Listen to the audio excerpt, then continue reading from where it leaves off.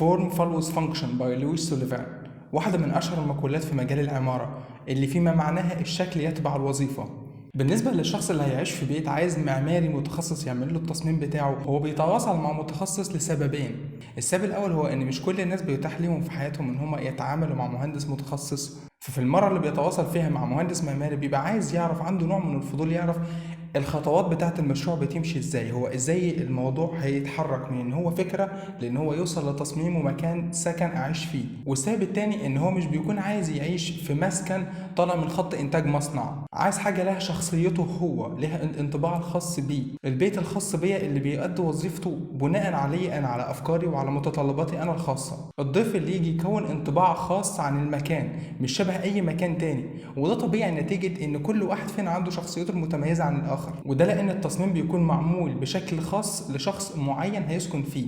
فانت في بداية التصميم مش بتاخد قرار في الخامات وفي التصميم وشكل المبنى ونظام المبنى وكل الكلام ده في البداية خالص. بالنسبة لي لما بتواصل مع عميل في البداية بعرض عليه أعمال وأفكار وديزاينات مختلفة علشان هو يبدأ يختار اللي وحش بالنسبة له وايه الكويس بالنسبة له، لان هي دي اللي تبدا تخليني اعرف ايه الحاجات اللي ما فكرش فيها اصلا وايه الاتجاه اللي ابدا اتوجه ليه. ودي البدايه اللي بتكون بيني ما بين اي عميل، ان انا ببدا اعرفه هو المجال بتاعه ايه، المفروض هو يهتم بايه ويعرف ايه عنه، كانك بالظبط بتعلم العميل عشان هو اللي يختار التصميم بتاعه، او بمعنى صح هو اللي يصمم البيت بتاعه.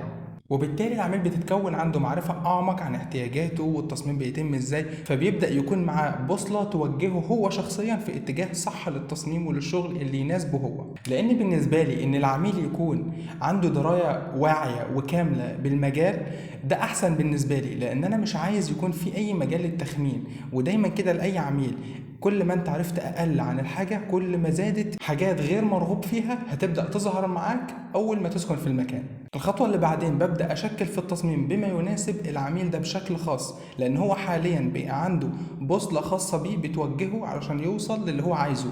الهدف من ده ان كل حاجة تتوجد في التصميم تبقى موجودة بسبب اختيار من العميل، او بسبب محدد موجود عندي، او بسبب معطى عندي في المشروع، مش بسبب عشوائي او وكده. كل حاجة بقت موجودة في المشروع بقت بتعبر عنك، فانت من اول يوم ليك في المشروع بتبدأ تحس ان المكان مألوف ومعروف بالنسبة لك مش غريب عنك. وده لان كل حاجة بقت موجودة في المكان بقت طالعة نتيجة رغبة طبيعية منك انت، وده المعنى المقصود من فورم فولوز فانكشن. ولما لويس سوليفاني نفسه بدأ يشرح ايه المعنى من الكلمة دي كان بيقصد بيها بشكل طبيعي. البذرة لما بتتحط في الأرض بتنتج بشكل طبيعي لشجرة، وإدى مثال على حاجة عكس، إن بنك في أمريكا شبه معبد يوناني، فكان بيقول هو اليونانيين وصلوا أمريكا وعملوا المعبد ده على شكل بنك. فانت كده كلمة فورم اللي موجودة عندنا في المقولة ما بقتش قاصرة على معنى الشكل الخارجي فقط، بقت بتعبر عن size, color, texture, shape, position, orientation.